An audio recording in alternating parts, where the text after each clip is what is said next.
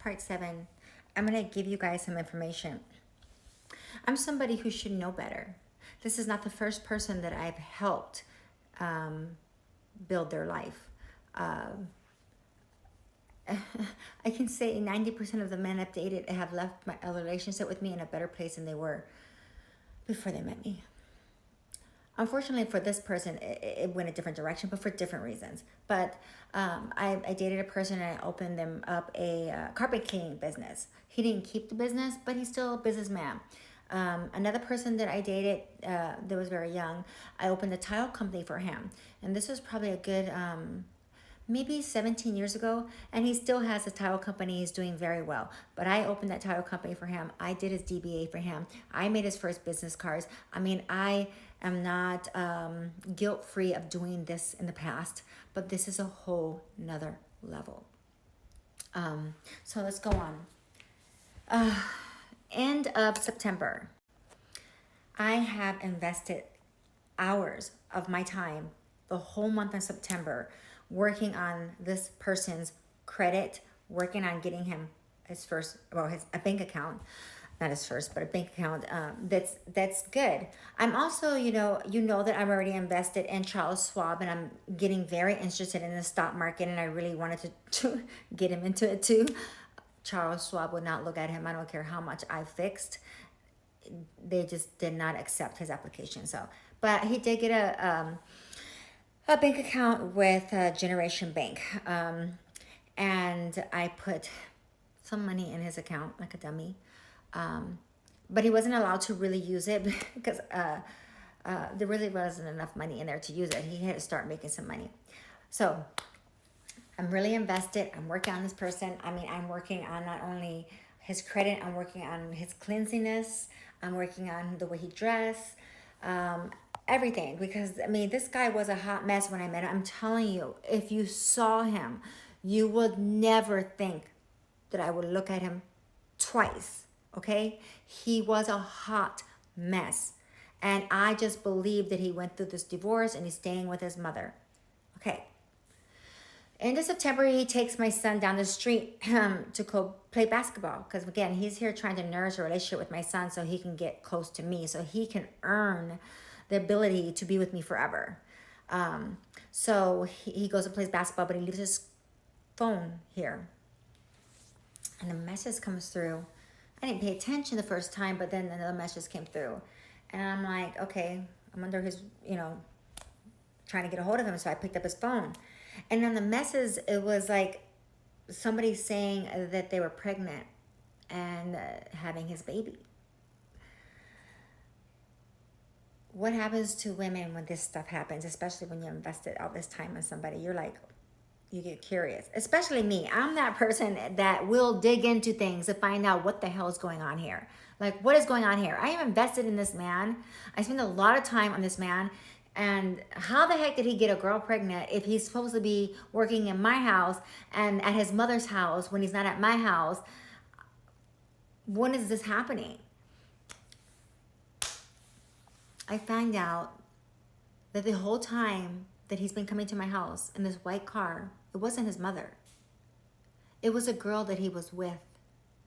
And they were living from hotel to hotel.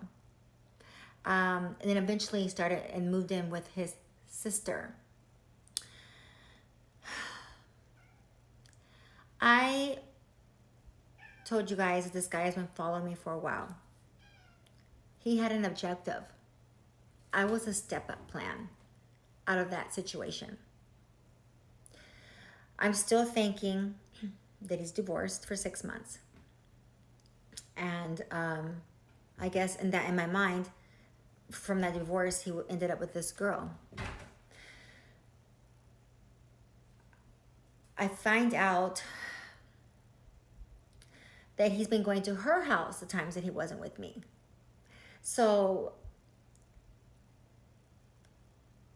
there was some moments that he actually was at that mobile home in that country, but the times that I had thrown him out or the times I didn't want him here, I'm thinking in his mother's house. No, he was not. He was at this girl's house. There's so much to tell you about his mother, but that's not right now.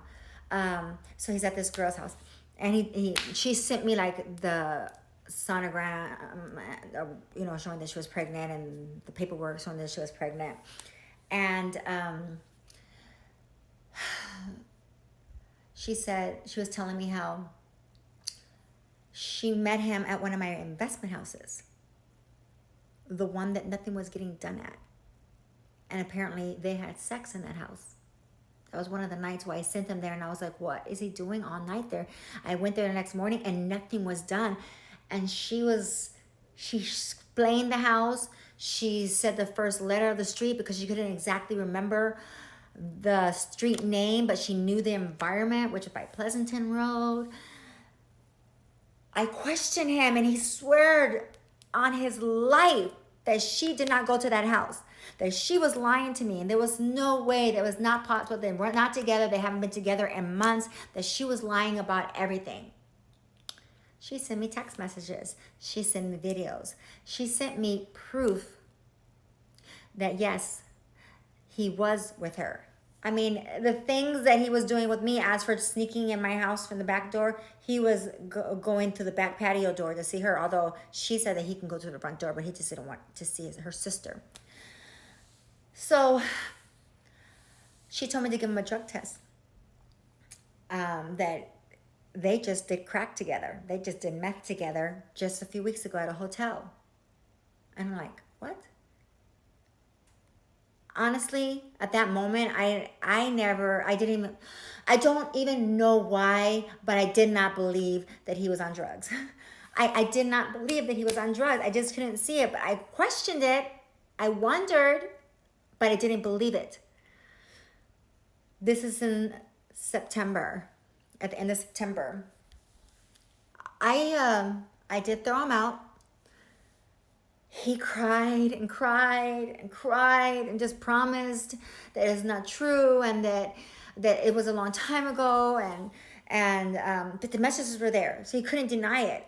So I just, how could I just still believe him even though the messages were there? Why did I feel so bad for this man? So this was the first time that I started paying for hotels, because I didn't want him sleeping in his car, because now I know the man's homeless. And I just didn't want him to sleep in his car. So I paid for his hotel for 2 days to be at a hotel, and I did not want to see him. But of course, I got a lot of messages from him, how much I love you. I mean, I just want to be with you, but I don't want to be in a relationship. I don't want to be in a relationship, but I don't want to lose how much I've invested in this person, and he's still working on some of my houses, and he still hasn't finished my damn bathroom. I am a codependent, people. I am. And the things that I'm going to tell you about are things that happen to people that are codependent, and we need to recognize our signs. He knew exactly my personality, because men like this know who they can and cannot get away with things. And my first mistake was forgiving him when I threw him out the first time for not finishing that job on that house, and not understanding why he wasn't finishing that house and what the heck he was doing all this time. I knew he was doing TikToks. I didn't know that girl was going to my vacant house and having sex with him. He was sending her things that he would send me. I'm trying to work on it. I love you. Just let us build us up. Let's be together. But at this moment, she was saying basically she didn't want anything to do with him. That all they had in common was the baby, and that I could have him. Stupid me! What a prize!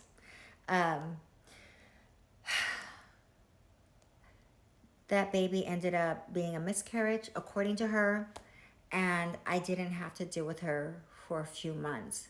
And I'm going to end it with that, because so much more is going to happen.